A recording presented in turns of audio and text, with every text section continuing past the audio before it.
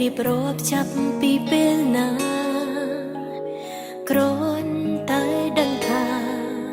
ពេលអត់លុយចាយនឹកមកមុនគេតាំង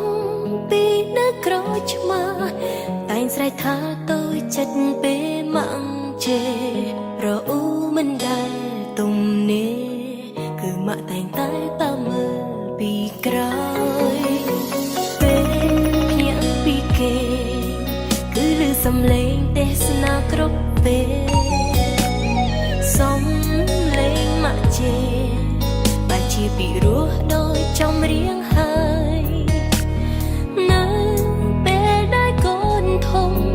គំនិតនេះមិនដូចនៅក្មេងទៀតឡើយហេតុផលកូនបានយល់ហើយម៉ាក់ធ្វើគ្រប់យ៉ាងគឺម៉ាក់ចង់ឲ្យកូនល្អ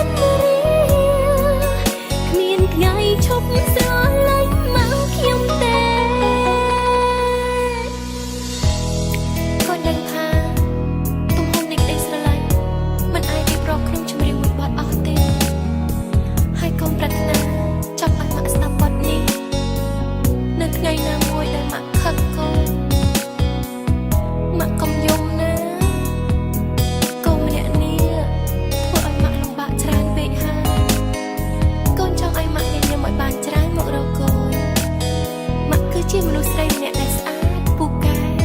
នៅក្នុងចិត្តកូនជារៀងរហូតលើលោកនេះខ្ញុំស្រឡាញ់ម៉ាក់របស់ខ្ញុំជាងគេសប្បាយចិត្តណាស់ដែលកើតជាកូនម៉ាក់ជីវិតនេះហត់នឿយពេកហើយម៉ាក់តែនៅខាងកូនគ្រប់ឧបសគ្គ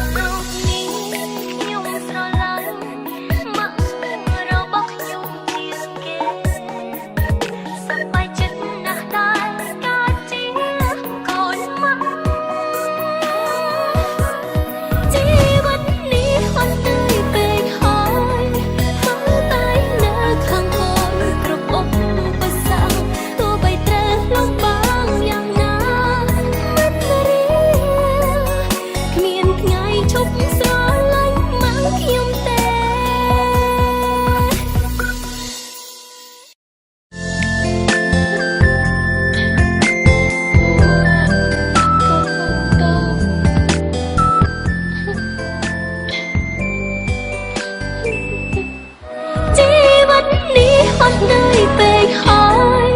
មកតែនៅខាងកូនគ្រប់ឧបសគ្គទោះបីត្រូវលំបាកយ៉ាងណាមិនរៀងគ្មានថ្ងៃឈប់ស្រឡាញ់ម៉ាក់ខ្ញុំទេលើលោកនេះខ្ញុំស្រឡាញ់ម៉ាក់ខ្ញុំជាងគេ